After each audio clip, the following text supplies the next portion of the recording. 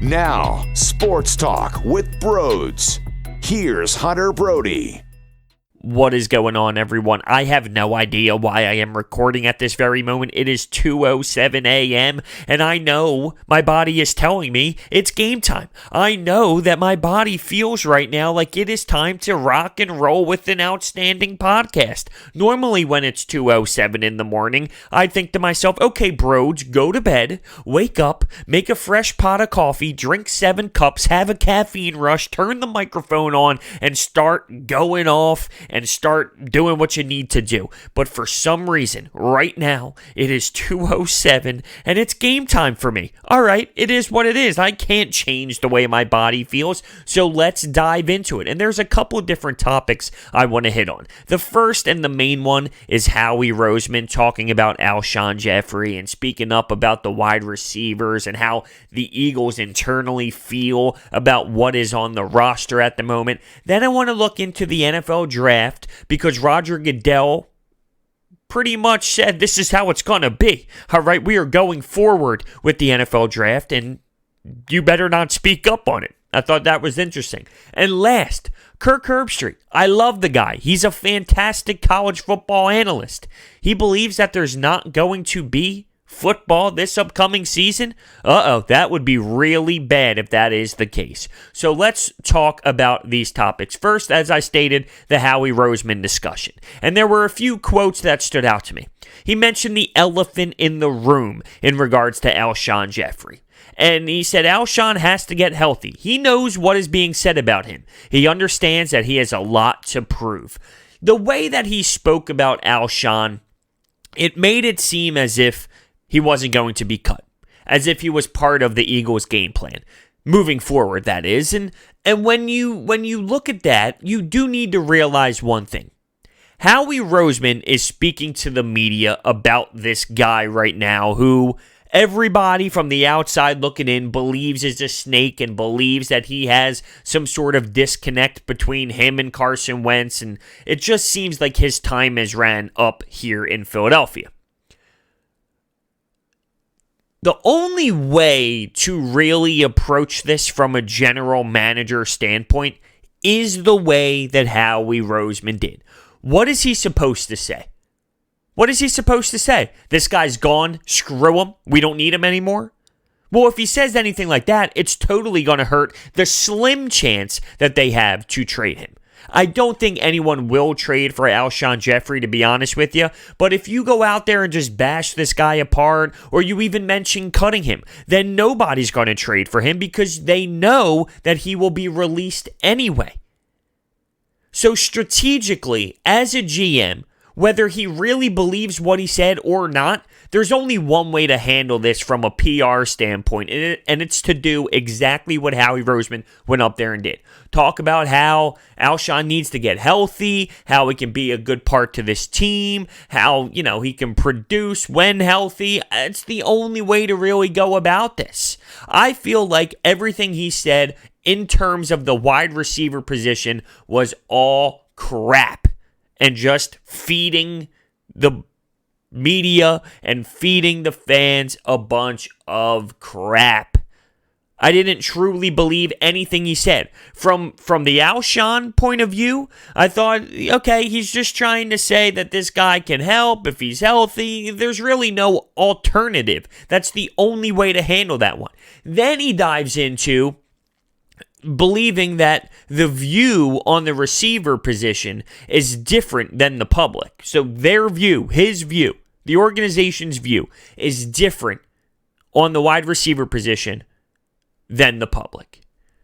And I think that's a load of crap in a different way. And here's what I mean by that.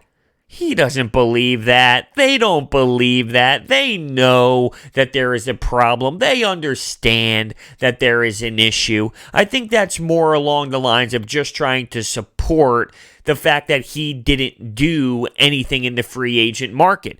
And I think it's fair to not do anything in the free agent market if he still finds a way to make this better. he brings up the name Greg Ward, and we know what Greg Ward is. We saw it last season. We saw what he was able to do at the end of the season, and we saw that magnificent run, and he stepped up, and he caught the football, and that's great. We know what he can provide. He can be an extra receiver type guy in the slot if something goes wrong. But he's not a legit starting type of wide receiver. Keep in mind the Eagles run a lot of 12 personnel, so they have 2 tight ends in the mix as well, which changes how many wide receivers are out there on the field, is my point on saying that. If you don't run 12 personnel and you have more wide receivers, well, it's different. It's different. I think when he was selling the point of, listen, we don't think it's that bad. That's him trying to support his action of not going out there and getting a top free agent wide receiver type player. I don't think he needs to approach it that way. For as much as I respect the way he mentioned Alshon Jeffery because I thought that was the only way to do it, I don't really think it was so smooth when it comes to wide receiver. See, for me, I'd go up there and say, listen, I think we need to make additions. I think we need to add more. I think we need to go out and draft heavily in the NFL draft and make sure we go out and get a receiver that can change the game for us.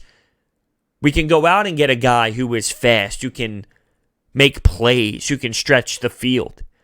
But instead, we're hearing about Greg Ward, we're hearing about Deshaun Jackson, we're hearing about Alshon. It's just a PR move at the end of the day. Anything these people say these days, I listen. I find it interesting, but I don't take it all 100% what they're actually saying. They have to talk to the media. They're forced to do so. So when they do, it's, okay, what can I say to just go with the flow so nothing crazy happens? And then, you know what occurs? Philadelphia sports media blows it up, dissects every little word. Every little word. They put earphones in, like, okay, he said this, he said that. He said, whoa. He said if. He didn't say when. And they dissect every little word. And, you know, I'm part of that as well. I do that too because it definitely creates conversation, but I just find it funny thinking about how they approach these meetings and these press conferences compared to how we, the fans, the media, interpret it. When it comes to Alshon, though, I think the big part is the locker room. When it comes to production on the field, it's not what it once was. He's 30 years old. It's not what it once was. But if there was no locker room problem, clearly the pay is hefty for this season, but he would still be valuable to this team.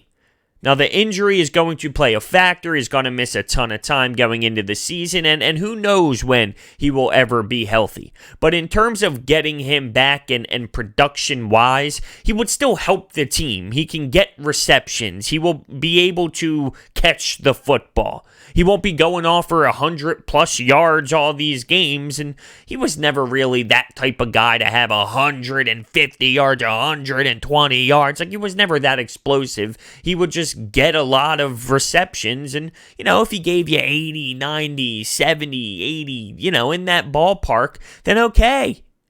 And I still think, to be honest with you, that he is capable of doing that. I do.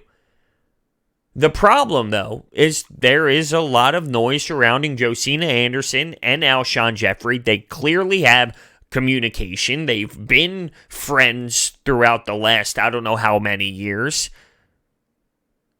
They talk. And when you see a story like last year, I don't know how you separate the two. Yeah, Alshon also tweeting over the last day, trying to make it seem like he's, I don't know, trying to make everything better. And there's one thing that cracks me up about this and conversations about the Eagles and sports in general. And I always think about the players getting hyped for the season. It's August. It's training camp. They're really anticipating week 1. They love football. They love the Eagles fans. They think it's all great and dandy. And then it's week 5. And then it's week 6. And they're 2-3. Or they're 3-3. And the media just gets abusive. And they get so heavy on them. And the fans go crazy. And the fans boo them every single play.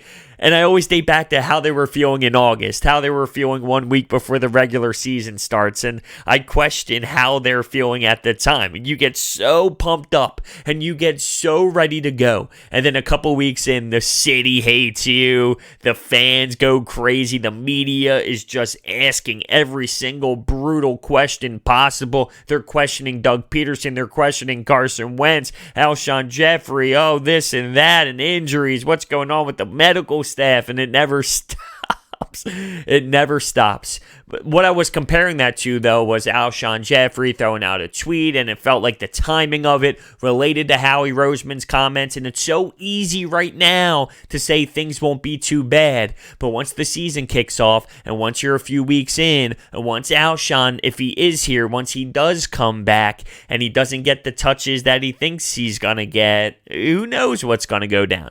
Now, right now, I don't know what Howie's words really means when it comes to Alshon. I still feel like they want to trade him. I feel like that was all PR speak, that was all GM speak, just to say something that doesn't look awful towards him. If he came out and said we're going to release him, he's not going to be here, then it just wouldn't work. No one would trade for him. And I also feel like, just like Howie Roseman wanted to take pride in not making moves for any wide receivers, so he made it seem like they're happy with J.J. Arcega-Whiteside and those type of receivers. When you look at the contract, Howie restructured that bad boy. He gave him that extension. He might be trying to support how it all played out. Just bringing him back so it looks good on Howie that he didn't have to actually release him.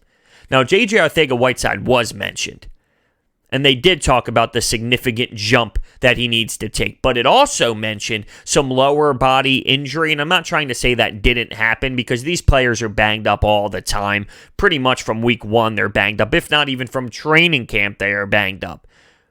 There's a lot more issues than a lower body injury when it comes to J.J. Arcega-Whiteside. Watch the route running. It's so piss poor. It's awful. It's disgusting, really. And that's a problem. He's going to need a monster, and I mean a monster jump in his career from year 1 to year 2. And I don't know if that's going to happen. And I don't believe that it's going to happen. I'll just come out and say it. I don't believe that it will happen. I feel like the kid straight up stinks. And it's not giving up too early on someone. He needs time to grow. It's not that. It just doesn't look like he has it. He was a second-round draft pick. If that was a 5th, a 6th, even a 4th, I would still be disappointed in it. It is different compared to a second-round draft pick where you are expected to be a player that can actually contribute. Now, Sidney Jones, okay, that was taking a chance on a guy who got injured, the Achilles. That's a major issue and a major problem physically. You didn't really get that in J.J. Arcega-Whiteside, no matter how they try and sell this lower body injury. Remember, whatever they try and sell you, you got to dig deep into everything that comes out of Doug Peterson's mouth, Howie Roseman's mouth. You just never know until you really get into the next layer and the layer after that and the layer after that when hearing these people speak to the media, because their job is, okay, let's make sure we don't say the dumbest thing in the world. Let's get in there, get in, get out, clock in, clock out, say the basic stuff, and let's move on to the next. They did talk about Avonte Maddox too, though. He did. Howie Roseman. And it seems as if, as of right now, as I stated before, Avonte Maddox will be on the opposite side of Darius Slay. Sidney Jones needs to prove himself. He needs to prove himself. Now, Avonte Maddox is not perfect. He's definitely not perfect. There will be times when he gets beat. He still has a ton to learn. I mentioned how J.J. Arcega-Whiteside doesn't have that it factor. You definitely have that with Avonte Maddox. Even if he does get beat, he does have that it factor, so I'm excited to see what he brings to the table. There's some Zach Ertz conversation, picking up the option. Now you need to find ways to extend him, and it seems like it's inevitable. It will happen. It just comes down to price, what the tight end market is, how much Ertz wants to get paid, the structure of the contract, which I'm sure he will be all in with Howie Roseman when it comes to structuring this bad boy to be team-friendly. But at the same time, you're still getting your money. You're still getting your dough. And every time I think about Brandon Graham's extension, every time I think about Zach Ertz extension, I go to Malcolm Jenkins. And he clearly was in that organization frustrated that all these other guys are getting their money. All these other players are talking with the Eagles. And, well, to be fair, Brandon Graham thought he was done. Thought his time was over here with the Eagles. He was hugging all the media members, if you remember. And then it ended up working out where he did get re-signed. Malcolm knew that, though, when he was here. So he had the power and the knowledge to know that. So it's kind of obvious why he was frustrated. And I felt like Howie, and this has been something that somewhat was going through my mind, I feel like Howie didn't care about Malcolm at this point, no matter what happened, no matter what the money was. His idea was, I'm getting rid of this guy. And to relate this to what I've been saying about Howie Roseman in this specific podcast, it's almost as if because they came out and said, we want to get younger, he was just trying to support what he was bringing to the table previously in the offseason when him and Doug Peterson spoke about getting younger and going in a different direction with the team. It didn't matter what Malcolm wanted. And I always look at that Saints contract, and I think to myself, well, that's doable. That is very, very, very, very doable. And add him into the mix with this secondary. Add him into the mix with what they've done with the defense. They've done a good job with the defense, this organization, so far this offseason. There's no denying it. And then you fast forward to what the draft is going to be like. It's probably going to lean heavy, heavy offense. Getting your receivers. Maybe even looking into that offensive line. It seems like it will be heavy in the offensive direction. And, okay, I'm all here for it, really. I'm all here for it. I'm excited to see what they do. It seems like their mind is on getting these receivers, getting these playmakers for Carson Wentz. And to this point, Carson Wentz. Getting guys for Carson Wentz. The secondary.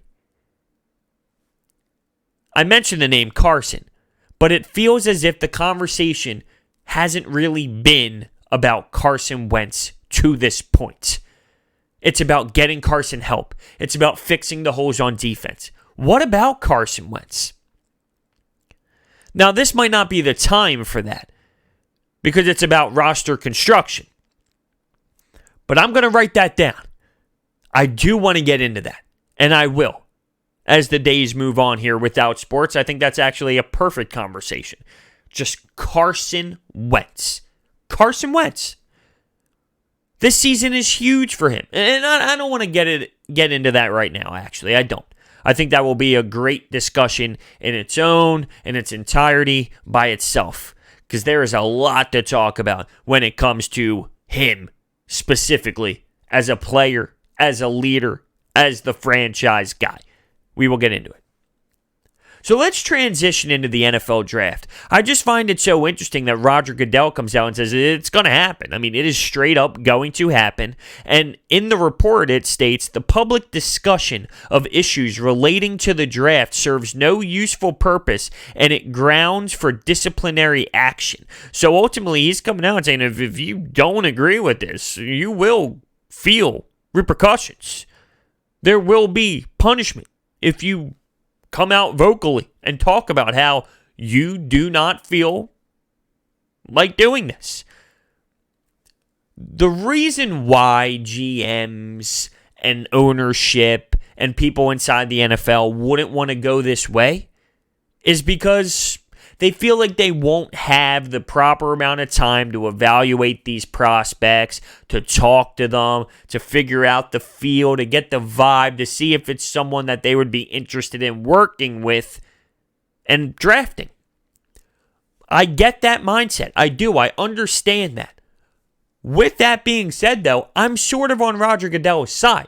And is that me being a fan of sports, a fan of football, and just wanting to see things happen so there's conversation to talk about, so there's an escape from reality? Yeah, I'm sure a little bit of that comes into play. It's me being biased. I get that. I totally understand that. That is coming out of me when I react this way. I feel like this is just a crazy time. And it's not like a couple GMs don't have to deal with it and the rest of the GMs do. Everyone's on the same page. So will there be some flaws in this system? Yes, the physicals are a flaw. You can't even get medical physicals right now, so that's a big issue, right? There's a lot of flaws in this system. With that being said, though, everyone is dealing with the same flaws. And this should still happen. And it's not just about right now. And it's not just about pushing the draft back. Because if that was the decision, if they did decide to move the draft back, well, then what happens with other parts of the NFL schedule? It's all on one big schedule. So you push one thing back, which pushes one thing back, which pushes one thing back, and it's a domino effect. It's a snowball effect. And it creates bigger issues. It's not ideal. There won't be fans. There won't be a big stage. There won't be all of this. You'll be on your webcam, making your calls in a room. And listen, you can still do it though. And if you are still capable of doing it, you execute it and you get the job done. And I'm sure it's also a business decision. There's nothing else going on right now. How many people are going to tune in? How many sports fans are going to tune in? And it would have happened anyway. It's the NFL draft.